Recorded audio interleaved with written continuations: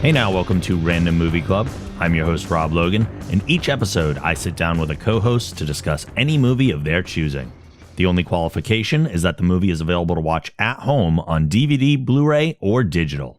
Before you listen to this show, I highly recommend that you watch the movie we're going to talk about, because we're going to spoil everything.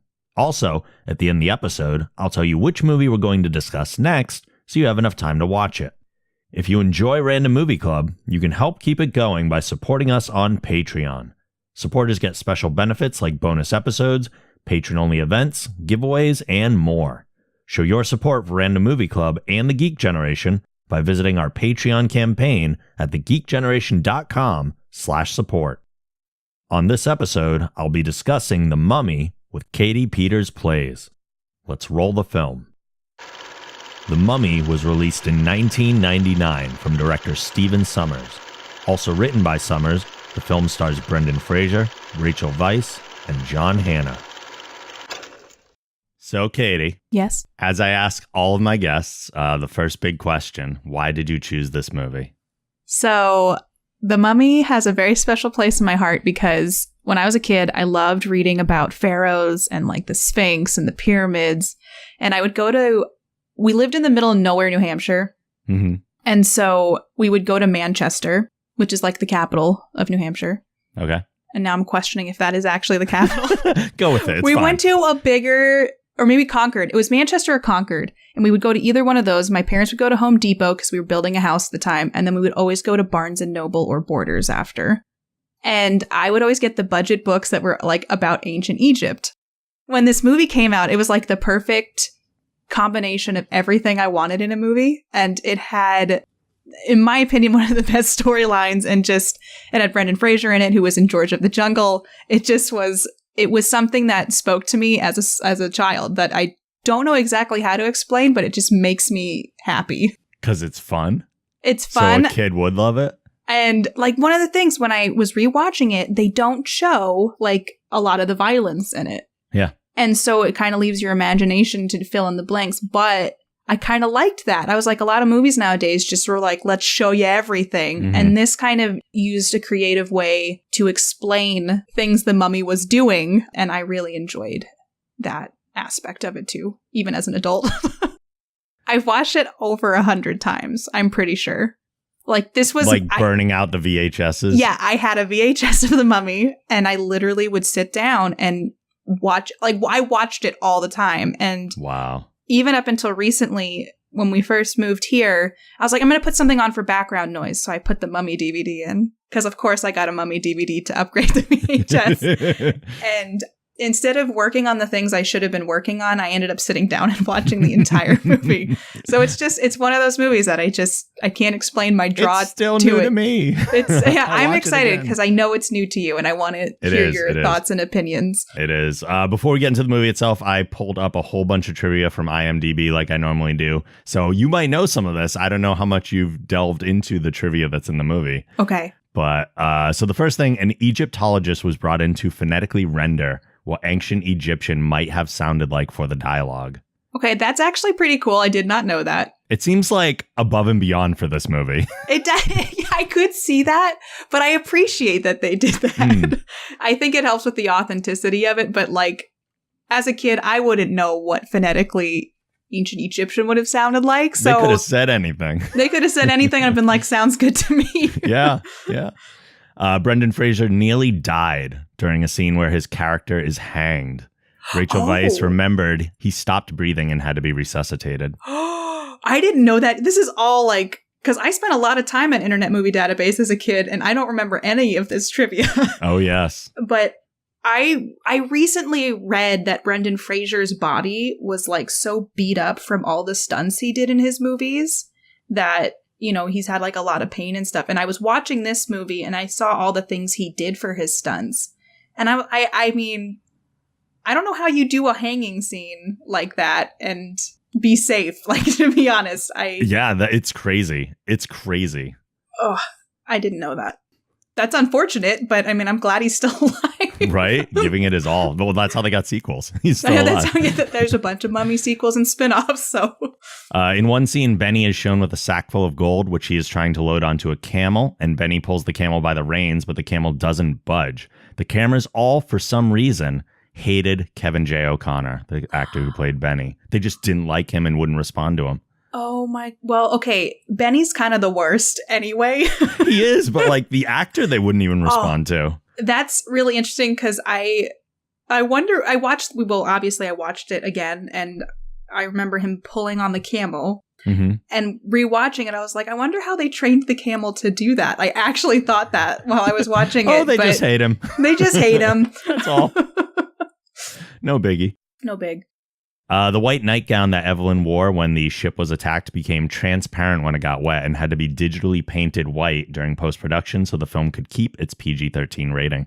I was wondering that, too, because I was like, that is a white nightgown, and when it gets wet, but wouldn't it have been cheaper for them to just give her... Wear more layers? Wear more layers, or... Yeah. But that's embarrassing for her.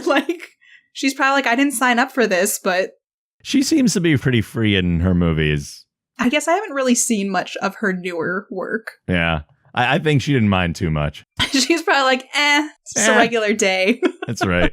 The library disaster was done in one take. It would have taken an entire day to reshoot if a mistake had been made. I rewatched that scene and I was like, that was not CGI. That was not... Someone put all those books on a shelf. And I thought about if they hadn't gotten that shot, they would have had to reset everything up. And I would have hated my life if I was a PA on the set and they needed me to do that. This movie falls into an interesting time period where we're just kind of pushing the limits of early CGI. Yeah. And we're still using a lot of practical effects. So it kind of like straddles that area, which is really interesting to see. I think at the time that was like cutting edge CGI was. And like motion. I think they used motion capture. Mm-hmm. And I remember I think it holds up all right. Like it's obviously not the same caliber of today's movies, but I feel like it held up all right. Like it wasn't, I could tell it was CGI, but some of it was great and some of it was a little questionable. Definitely, you're like, yeah, that's not real. Like that's... While the film made extensive use of computer-generated imagery, many scenes, including ones where Evelyn is covered with rats and locusts, were real using live animals. The locust thing. We weren't at that level of CGI yet. No, I don't. I mean, I could probably handle a rat, not a locust or a bunch of locusts. That's disgusting. It's gross. The scene where O'Connell saves Evelyn from the sacrificial slab was filmed with Brendan Fraser fighting against invisible mummies. He meticulously choreographed his every movement, and all the mummies were later added to the shot with CGI matching his moves. That is really interesting because I thought in that moment I couldn't tell if there were stand-ins or not, because, obviously those are CGI mummies, but right. That must have looked ridiculous before they added the mummies. It reminded me of when I was wrestling training, one of the things that we had to do was we had to wrestle an invisible opponent. So we had to go through an entire match as if we had an opponent and throw ourselves on the mat and into the corner and act like we got punched and do the entire match with nobody in the ring with us. That's really interesting. So it's probably a similar thing there to where you choreograph an entire thing and just go with it. Did you feel like silly doing it, or did it help you when you actually performed? A little bit, but it was more about learning the psychology of a match than anything. So now's this time and you got to do this thing and this guy's got to get over on the other guy. But it probably, I had a smaller audience than Brendan Fraser probably did because it was just the other people training. But that's just what it made me think of right away. That's really interesting. A lot of these things I did not know. According to director Stephen Sommers, Universal phoned him the morning after this movie was released and said, quote, "We need another one." See, I wasn't sure. I was doing a little Googling and it didn't bomb, but I know the critics didn't like it from what I could see. I remember it being very popular in the theaters, even if people didn't love it on the critic side.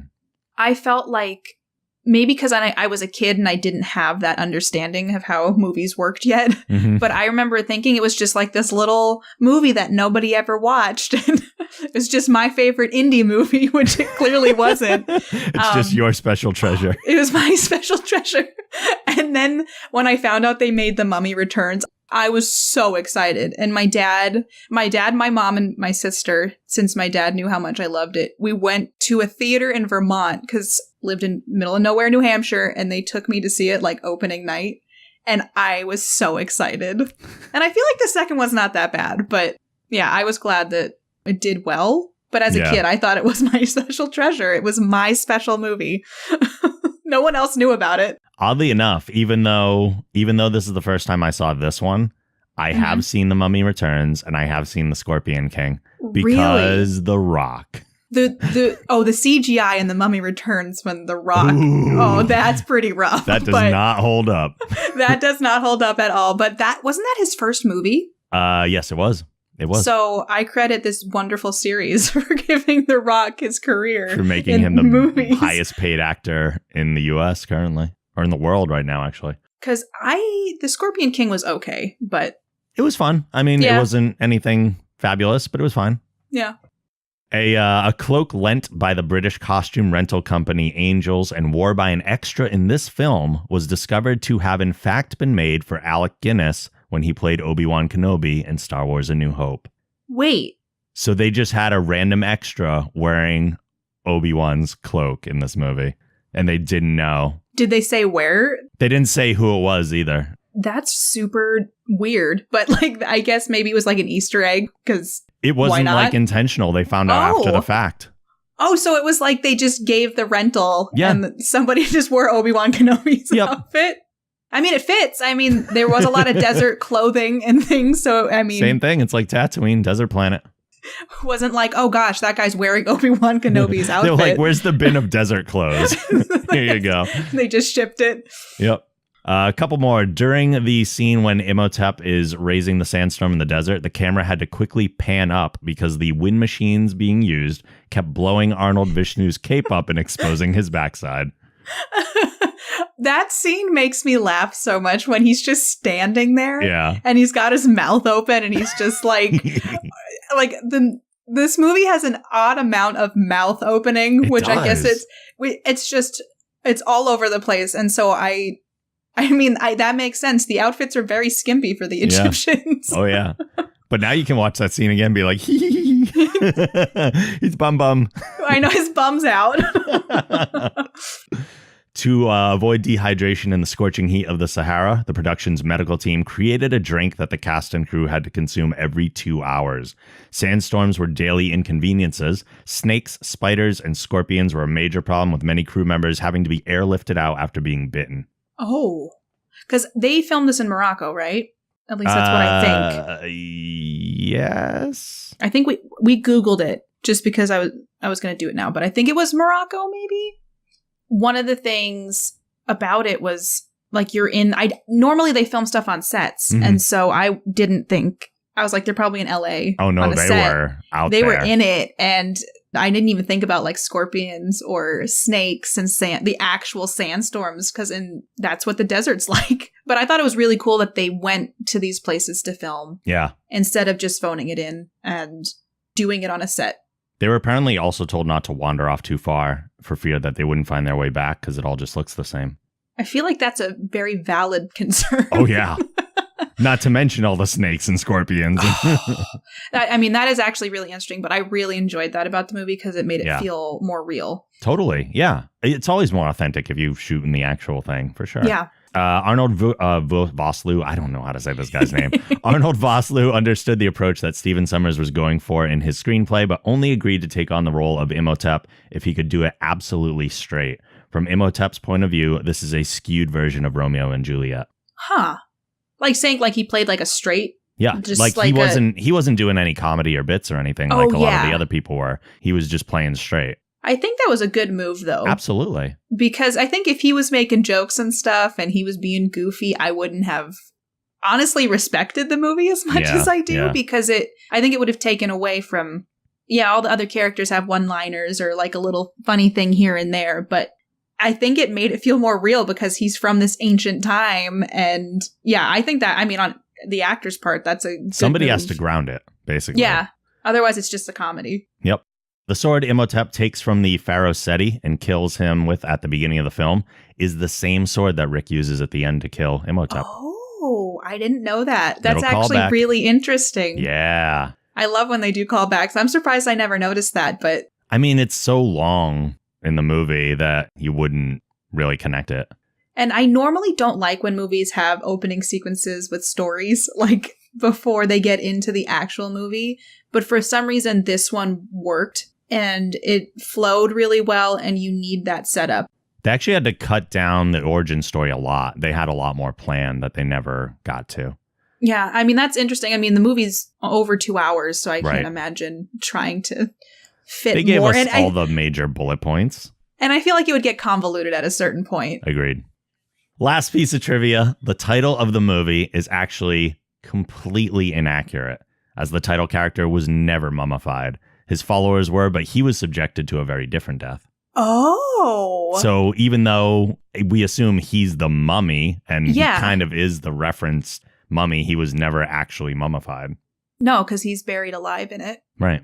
And they did wrap him up. I mean, They did. But he didn't have, say, like the normal mummification process. Right. But yeah, I mean, that is actually really interesting when you think about it, because there's a lot of other mummies, but he's the main character that you would assume that. That is actually really interesting. And now that's kind of blowing my mind a little bit. Saying the mummy is a lot more marketable than the eaten up by scarabs guy that kind of survived over the ages and was magically resurrected. That just doesn't flow well on a poster. Oh. And that was really funny when they open his sarcophagus and they're like, oh, he's juicy. And I always thought that. And I mean, I love that whole scene just because there's like his fingernails on the inside of the sarcophagus and all. I just thought the writing was really smart. And I just liked how they went through everything because it has horror elements, right? But it doesn't feel like, I feel like it has a little bit of everything. And I know that's corny to say, but it was a scary movie, but it wasn't scary that I couldn't really get into it. And then as a kid, and I just felt like it had comedy in it to lighten the mood, but it also was very serious. And I don't know, the pacing is really good in my opinion. Yeah. Well, one of the things that I read about it too was that Stephen Sommers, the writer-director, he was genuinely scared by The Mummy that came out in like the 1930s. And he was like, I want to do something like that because it genuinely scared me, but I don't want to make it as scary. I like the concepts and I want to make it more fun.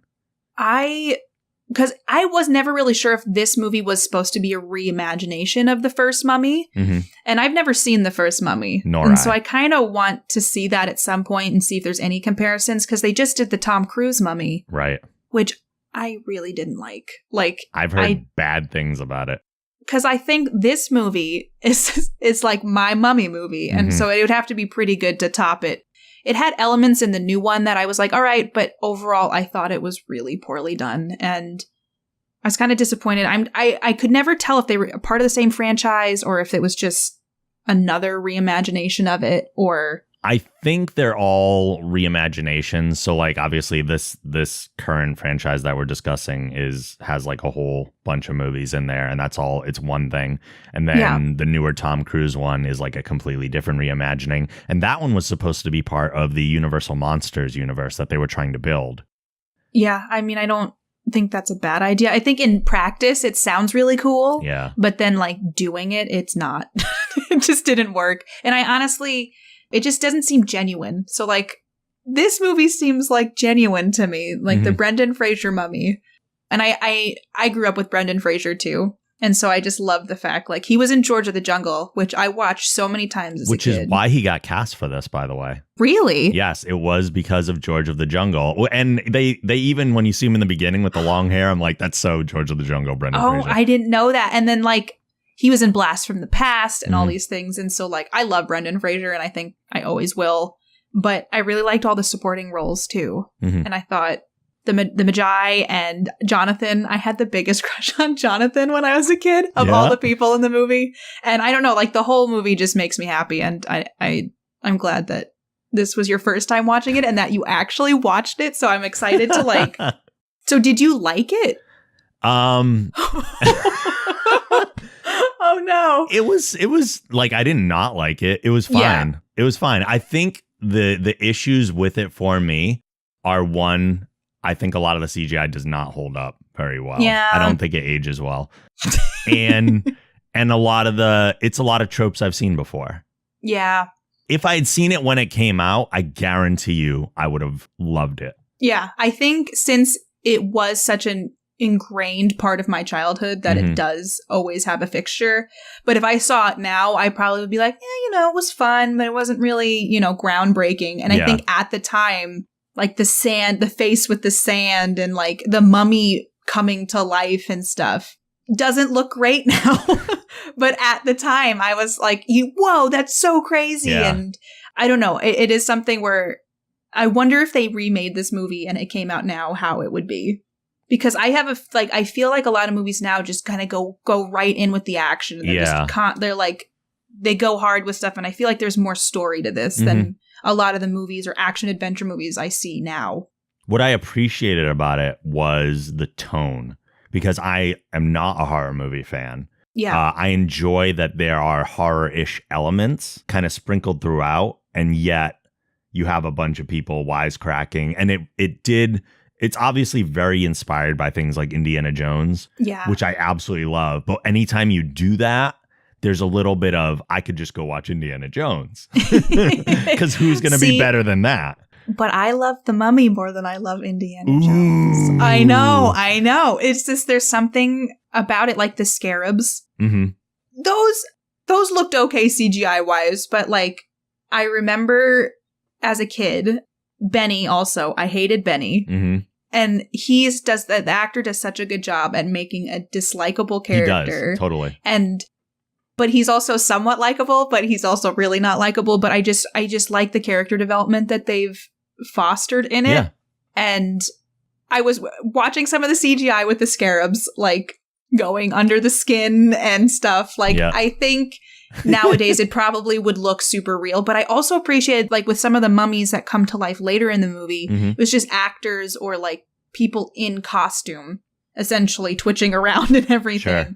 And I love when they add elements that are real, because I don't feel like they do that anymore. Like with Jurassic Park having the actual dinosaur, quote unquote, or in Jaws having an animatronic shark. Yeah. And I feel like nowadays with CGI, some of that gets lost because they just automatically do all CGI and not a lot of that real, like Yoda. Like Yoda was a puppet growing up, and like I love that he looked real. And so in this movie, I like that they have elements of that on top of the CGI, but it's not so heavily leaning on that that it looks like garbage the entire movie.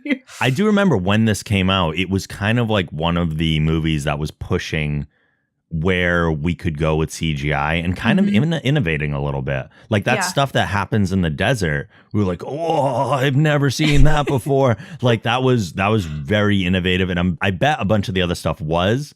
The desert stuff I think holds up very well.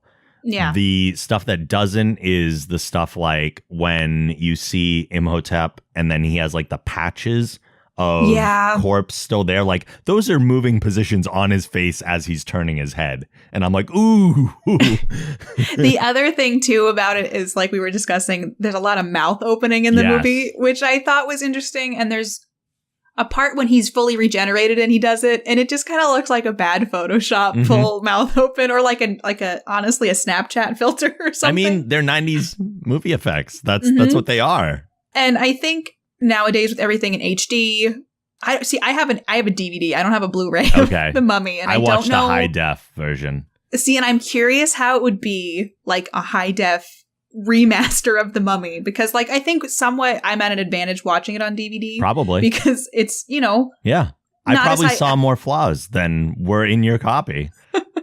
And so that's one of the things where I obviously have this. I'm not going to buy the Blu-ray because I have a DVD set, but I think that it's interesting nowadays. Everything's so crystal clear and made to be crystal clear that you can't get away with the things like when you watch a sci-fi movie and they have bad CGI, it's bad CGI. You expect that. But if this movie were to come out now with this CGI, it would be trashed. Yeah.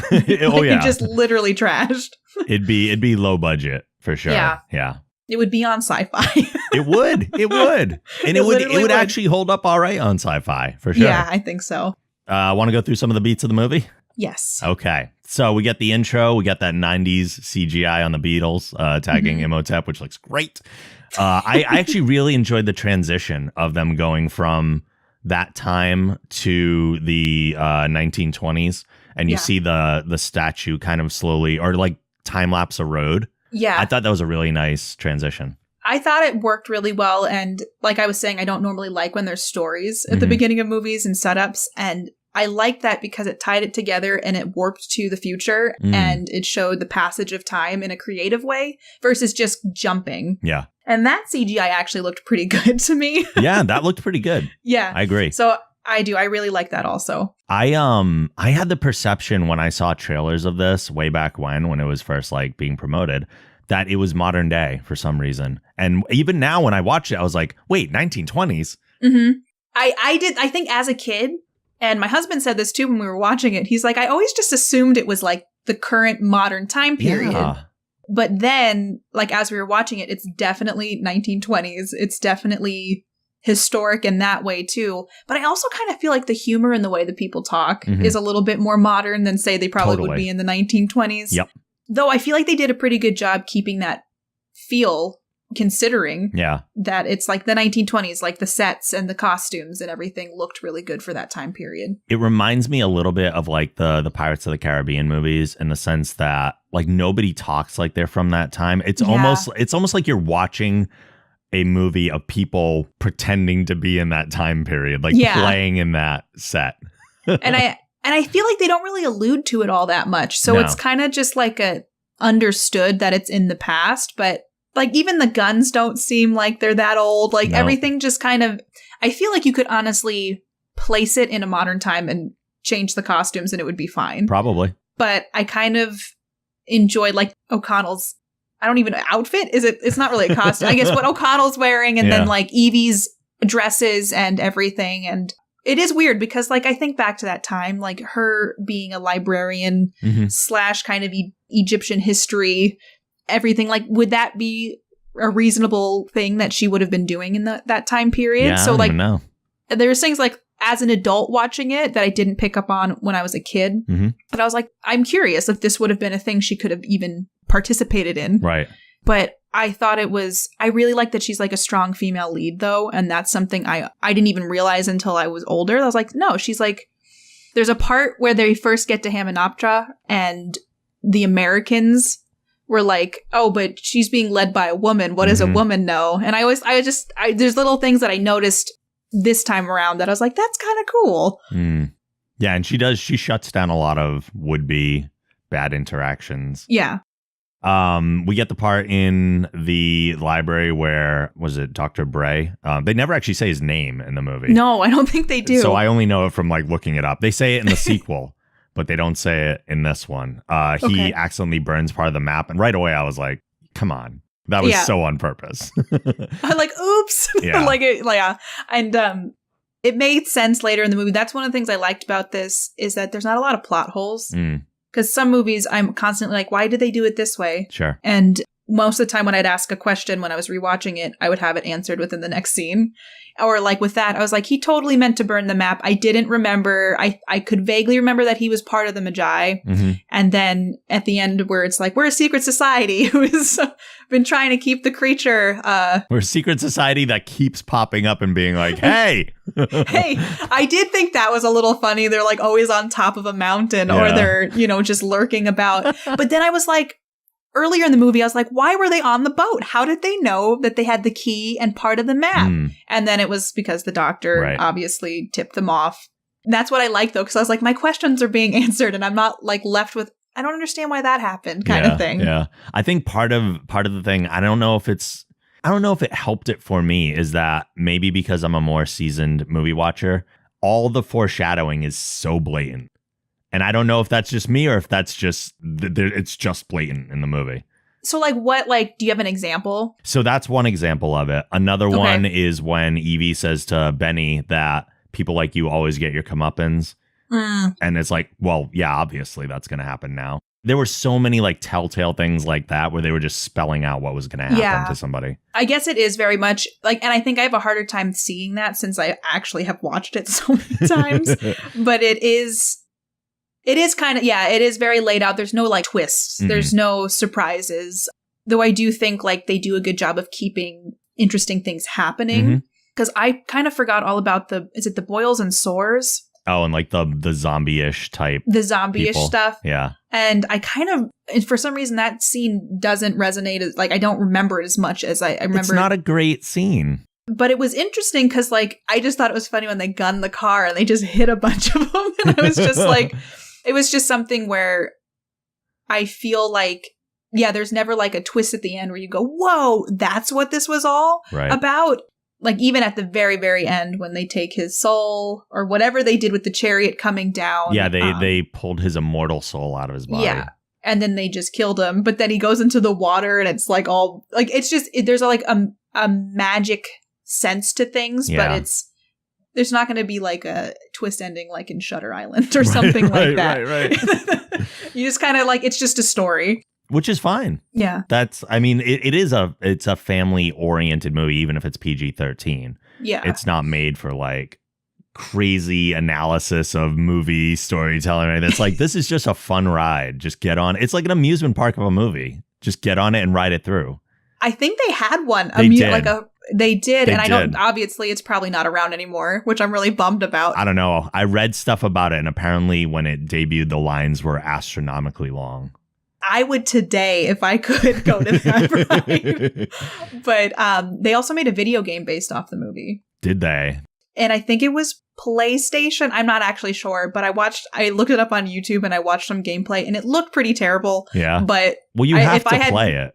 Like, that's... I think it's on PC, so I might actually look into it because I'm like, it might be a fun thing to do.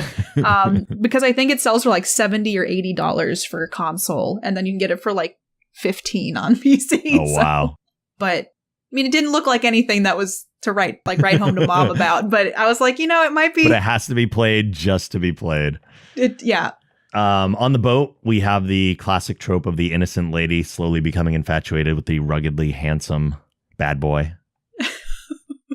True. And it was interesting because like they had just met though. I mean, it's just that's always funny to me in any movie. I'm like, you guys have known each other for like 3 days and now you're just in love. But she sees him with his haircut and all of a sudden she's like, oh like, my, who is this guy? And it is funny because that's never made sense to me in any sort of movie where it's like, yeah, they've been through a huge ordeal together. And like the corny ending line where I don't even remember what Jonathan says, but it's something like, oh, well, I guess all that treasure and we didn't get anything. And he like looks at her and says, it's not a total loss or something like that. But it is, I think they almost make fun of it a little bit. Yeah. And because Jonathan tries to kiss the camel and all that kind of stuff. But I do think that's interesting, but I understand because they wanted to add a romance portion to it, but like she just met him. Yeah. She didn't need to be all like, but he did kiss her at the prison. So maybe that was part of it. It's just that kind of movie. They had to shoehorn that in with the other. I thought it was hilarious on the boat when the Magi are popping up in the window. And it's like such a small window. I was like, this is like Hogan's Alley on any. It's like a shooting gallery. Honestly, 100%. It reminded me of like a ride at Disney World or something where like the thing opens and there's like fake shooting coming out of the window. That's all I could think of. Because I thought that too. And then I think one of them, I think O'Connell killed one of them or something. And then another one popped up. Yeah. And so. It's hilarious. Oh, and I just think it's funny that there's a couple, I think Jonathan ran into the room and knocked one of them into a fire and then he's just on fire. And I'm like, these are supposedly like kind of the good guys. Like they're just getting wrecked. It's hilarious. When they get back on land, there's the shot of O'Connell looking at Evelyn and there's like this huge accompanying musical swell to like now he's getting interested in her and like really push this romance. It is. And like when he gets her the archaeology set or whatever that he stole from the Americans or whatever. But it is just like this weird, almost like elementary school. Oh, do they like me? And then like, I'm going to get you a gift. And then it's just, they do basically act like kids. Yeah, it 100% is like that. When they get to Hamunaptra, they enter the city with the other treasure hunters, split up to the different dig sites. Several of the American treasure hunters are killed by the acidic booby trap, which didn't feel as impactful as maybe it should have. It was like, oh my God, 3 people are dead. And they were just like, all right, whatever. I know, like, honestly. So the guy's yelling, the good doctor or whatever. Yeah. I don't even know what that character's name is, but he's yelling for them to open the thing. And then they just like literally melt. And then they're all just hanging out at the campfire later. Like, I guess that really isn't addressed. It's just kind of like, oh, they're dead now. Yeah. They're like throwaway people. That's kind of a terrible way to look at it. But it's kind of like just part of the whole movie existing as a live action cartoon. Because I think that's what it feels like to me. It's very much like there's no real stakes, even though people keep dying all over the place. There's like... there is a lot of people who die in it. Yeah. And like...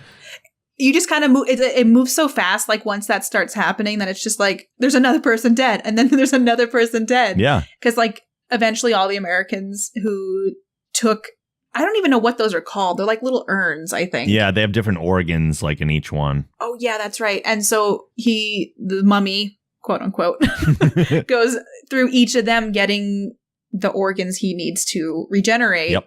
And like literally, that's 4 people dead. Yeah. And I just remember there was one scene where they're like almost half the Americans are dead. And Benny comes running out when they're trying to escape. And he's like, Emotep, they're right here. And I was like, he's such a rat. Like, he's the worst. He's a scumbag. He is a scumbag. The warden who had come along with them is prying the decorative beetles off the wall when one of them comes alive and burrows through his body, killing him, giving us that horrible CGI of the lump moving up his body, which looks like something out of Roger Rabbit. Yeah, it's very cartoony. And that character did they ever find him? Yeah, he came running out and he ran against the wall and died. Okay. Because I was like, they didn't even address that really either. No. It was just kind of like he died dead. And they were hanging out at the campfire. Everybody drinking. that dies, it's like a half a thought. Where did they put the bodies? I don't understand. I assume they just let the scarabs take care of it. Oh my gosh. Because the prison warden just goes with them to claim his portion of the treasure. Mm-hmm. He dies. And then I'm just thinking about, they go through his stuff after that and they find the alcohol in his bag and then they just get drunk off. Yeah. And this is like, that was crazy to me. Like the Magi come in, they're like, get out of here, you're dead, you have a day. And they're like, let's get hammered. I know. And hang out. I feel like if a bunch of people came out of the darkness on horses and told me to leave, I would probably leave. Like real fast. The Americans find the cursed chest and open it up while O'Connell's crew opens a sarcophagus in which they expect to find a mummy, but find the dead body who had been buried alive. We kind of talked about that scene earlier. Mm-hmm. Evelyn unlocks the Book of the Dead and reads from it. And of course, someone says no harm ever came from reading a book, which was clearly someone who hasn't seen enough horror movies. Yeah, it's like a Ouija board. It's like, especially a book as ominous as that. Yeah. Like, why would you, I don't know. But it's interesting because then maybe you don't think there's magic and you don't think that stuff would happen. Yeah. So the plagues that all happened felt very inconsequential, except for the boils one, because they all became like kind of like zombies, like they were all mind controlled, even though it really didn't have anything to do with the boil. Why would boils make you mind controlled? Whatever, beside the point. But all the plagues happen almost for the sake of the plagues happening. It is true. Like the water turns to blood. Yeah.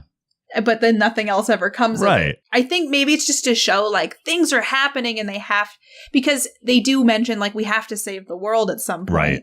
So maybe the water's just always blood until they kill Emotep. And like the locusts, I don't even you get away from it and then it's never addressed. Yeah, really the plagues come and then they're just gone. Yeah. Because if all the water and drinks turn to blood, there wouldn't be any like fresh water to drink. Seems like the stakes would have been way higher. Yeah. They'd be like, everyone's getting dehydrated. We need to do this fast. Yeah, I never really thought about that because I think it was more for like cinematic, dramatic. Oh my gosh, things are happening. Yeah. But yeah, really nothing ever came of it. Yeah. It was more like just signaling. The only one, and they did do every plague except for the firstborn kids dying. And it said that they purposely steered away from that because of the rating and everything. And yeah, I feel like that would have made this would have taken a really dark turn. Exactly. They were like, that doesn't really fit in here. Had they gone that direction, I think it would have been a wildly different movie. Wildly. We get the revelations of Imhotep, assuming that Evelyn is his princess. I'm not going to say her name because I can't frickin' say her name. Anaxunamun? Oh, okay. Wow. Well, yeah, you have seen this 1,000 times. I've seen this a lot. Yeah. And then Benji encounters Imhotep and becomes his kind of minion because he's muttering like all the different prayers, which I thought was kind of a funny bit. Yeah, I thought that was actually really well done because he had all like every religion he was sort prepared. He's a survivor. Yeah. And like, I mean, it played his character really well because he's just a manipulative, like scumbag, and he just really does whatever serves him best. Yeah. But in the end, he did get his comeuppance. As they foreshadowed. They all return to Cairo, and most already leave Egypt, but Imhotep shows up again as the water around turns to blood. He takes the skin from the same man he pulled the eyes and the tongue from before, but before he can attack, he sees a cat and flees. They never really addressed that because now that I'm thinking of it, later on in the movie, they could have had a cat with them to just kind of handle situations. And they do use it one other time when he goes and kisses Evelyn. Yeah. And O'Connell comes in with a cat and is just like, here, it's a cat. And maybe, I mean, having a cat wasn't practical. No. But they did say when he got to full power, that wouldn't phase him anymore. Oh, okay. That is true. It is something where I was just thinking, like, if he had, because when they went back to him in Aptra, he was already fully regenerated. Right. And so having a cat wouldn't have really helped at that point. Exactly. But you would think before that point, they would have had a cat with them at all times. I was waiting for what would be my favorite movie ever, and an army of cats rises up to fight the mummy. I was like, this movie's going to be amazing. It would have been amazing if that's where the movie actually went. It's just about forming an army of cats to take down an ancient mummy. I'm here for it. I want to see it still. If we do a remake, that needs to happen. We got to just rewrite the ending. Yes, that's it. We're halfway there. O'Connell locks Evelyn in the room, tasks the Americans with a protecting arrow. We talked about that a little. I'm going to skip over some of this stuff. Devours Evelyn's guards, makes his way into the room. We do the cat thing. The people of Cairo succumb to Imhotep's control. We got the boils and all that, hitting them with the car and all that stuff. Oh, yeah. Weird thing. Why is Winston just sitting alone in the desert? What is happening? That didn't really make sense even as a kid. I think when they meet him at the bar, he's like, I'm just at the Royal Air Base drinking my days away kind of thing. He's out there. But I assume. He's just sitting there drinking tea in the hot desert sun. But I think because he had mentioned earlier at the bar, like everybody else died in their heyday kind of thing and going down in flames and glory. And so I think when O'Connell went to say, like, let's do this, he wanted to go down in his flame in glory. But I was so, like, as a kid, and even now, I was so sad that he just died. Yeah. Like, he flies the plane and then he's just dead. Yep. And by the way, the best looking corpse I've ever seen after a plane crash. All of them had like minimal injuries, if any. Yeah, including Winston, who died from his injuries. He had a smile on his face, too. He did. I think the smile was supposed to be like, this was his moment, and he finally had it. I think so, yeah. Like he was, but nobody had any. And I noticed when I watched it this time, there's not a lot of blood. No. They don't show, like, there's a lot of dead things and a lot of dead people. And even at the end, when Imhotep gets stabbed, he has like a little bit of blood on his hand, but he has his hands over the wound and there's no, I mean, if he had a sword put through his stomach, it would obviously be a lot more blood than that. So I think that was probably intentional for the PG-13 rating. Yeah. But there was an obvious lack of injuries and blood. And like the most graphic thing was like when his arm got cut off. Yeah. And even that wasn't even gross. That wasn't even that graphic. Yeah. And he just put it right back on. It just supports the live action cartoon of the whole thing, which is I'm fine with. I don't want all blood and gore and everything. Let's just have fun. Yeah. I want a fun movie of people dying. Yeah. Kind of going into the whole final stretch, stumbling into the treasure room, O'Connell's group is attacked by Imhotep's undead priests. They make their way to the statue of Horus. They found the gold book of Amun-Ra. Evelyn's on the table to be sacrificed. Jonathan enters with the book. They do all that stuff. We got the inscription. We got the guards going after O'Connell. And then he finishes the inscription. They turn around on the princess lady whose name you know. Anaxunamun. Thank you. Who, by the way, mirrors her death from the beginning. Oh, a silhouette against the wall with a blade going into her stomach. Yeah. Now I can see that. I didn't really make that connection until just now, but they definitely they did a callback to that too. Another little smart thing. That's kind of neat. And they did that thing where it's like the shadow on the wall, which they did for a lot of like the killing in the in the movie, because it's very much like, it's very cartoony, like you say, but it's kind of nice, like, to not have that. I like stuff like that. I think it's way more powerful to have some of that stuff unseen and suggested. Yeah, I agree. And I actually still think that was one of the aspects of the movies that really holds up to me. And I wish more movies did that. I agree. I don't need to see everything. No. Let it be cinematic. Yeah, sometimes they go for more shock and awe, I think, nowadays than, like, because that I'm like, you know, like someone's getting wrecked, but I don't need to see the gruesome details. Absolutely. Of it. Imhotep also takes a sword to the gut. So that's probably, I mean, it's interesting. I need to rewatch The Mummy Returns because I did not watch that one as much. And I really just loved the storyline with like Imhotep. The whole reason he was doing it was to bring back his one true love, which is very much kind of like the Romeo and Juliet thing. But it's interesting because he's so evil in some ways, but it was only because he was cheating with the Pharaoh's wife. Right. So when you really like break it down, it's like they were in love and he had this gruesome death and he was punished for it. But in the end, like, he was this huge force that was doing a lot of bad things, essentially just to be reunited with like the love of his life. Yeah. Which is so weird when you really think about it, because it's such intense things that he's doing as an ends to the mean. Like, he's just going at it and killing whoever he needs to. Apparently these plagues that don't really matter all that much, but a lot of destruction along the way. And I almost wonder, like, what would have happened if he did bring her back? Like, would they have just chilled in Hamunaptra? And right. Like, if his goal is to bring her back, if he gets that, is he fine? Or does he really go on to destroy the world? World domination. Yeah, be like, he got what he wanted. Yeah. It's just interesting when you really like think about the plot and the storyline. Would he have been like that's all he wanted, and like the movie would have been totally different? But he did need a human sacrifice, which adds a different stake to it. Yeah. We don't want Evelyn to die. So aside from he can do everything else. I do wonder, like, what if he had just killed Benny? Like, did it have to be a woman, or it had to be Evie? Like, could it have just been Benny? I don't know. Yeah, I mean, I don't know, actually. Yeah. These are the questions I ask myself about the Mummy from 1999. Speaking of Benny, he gets trapped inside as predicted, and they end up riding off into the sunset on their camels.